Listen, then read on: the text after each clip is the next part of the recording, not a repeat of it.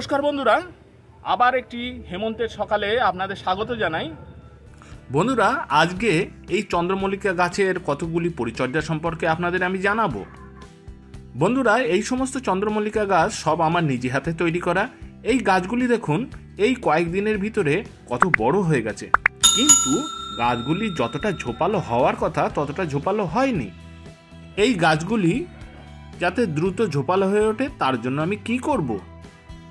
এই চন্দ্রমল্লিকা গাছগুলির অন্তত করে 2 ফুট তো হাইট হবেই। খুব দ্রুত এর পরিচর্যা আমাকে করতে হবে। আসুন সময় অতিবাহিত না করে আমরা সেটি নিজে হাতে কলমে করি।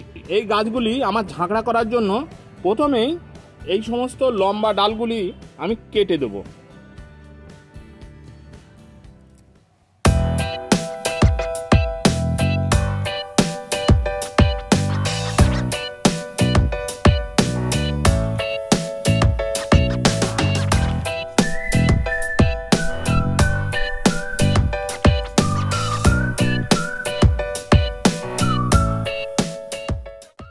এইভাবে দেখুন, আমি সব চন্দ্রমল্লিকা গাছের মাথা আমি কেটে দিয়েছি, যাতে গাছ সহজে ঝাঁকড়া হয়ে উঠতে পারে। এইবার এই চন্দ্রমল্লিকা গাছের শুধু ডাল কেটে দিলে তো হবে না, গাছের আমি কি পরিচর্যা করব সেটিও আপনাদের আমি দেখাচ্ছি।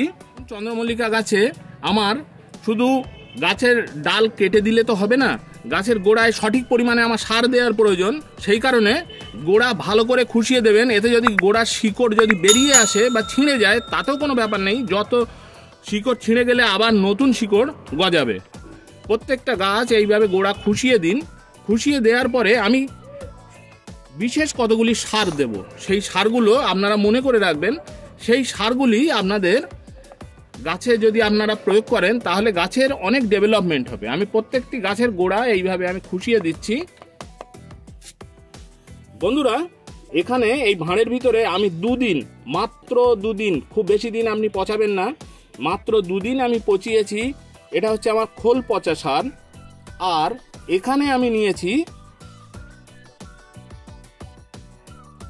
এখানে আপনারা দেখতে পাচ্ছেন, এটা হচ্ছে আমার 20-20-20। এই সার আপনার গাছের গোড়ায় দিতে হবে। এটা হচ্ছে 20-20-20 মনে রাখবেন।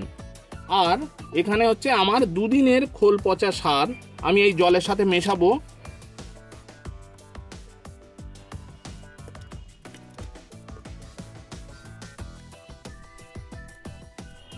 গাছের গোড়ায় অল্প করে এই 20-20-20 সার আমি দেব।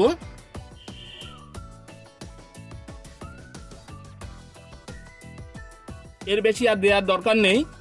প্রত্যেকটি গাছের গোড়ায় 20-20 সার আপনি দিয়ে দিন। এইবার আমি দেব খোল পচা সার। ভালো করে গোড়া ভাসিয়ে আপনি এই খোল পচা সার আপনি দিয়ে দিন।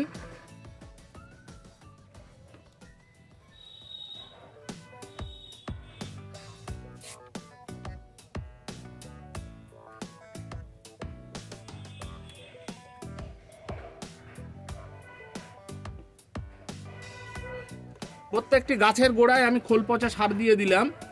আগামী 1 সপ্তাহ আর গাছে শুধু জল ছাড়া আর কিচ্ছু দেওয়ার দরকার নেই, কোনো সার দেওয়ার দরকার নেই। আশা করি আমার এই ভিডিওটি আপনাদের ভালো লেগেছে। আমার সঙ্গে থাকুন।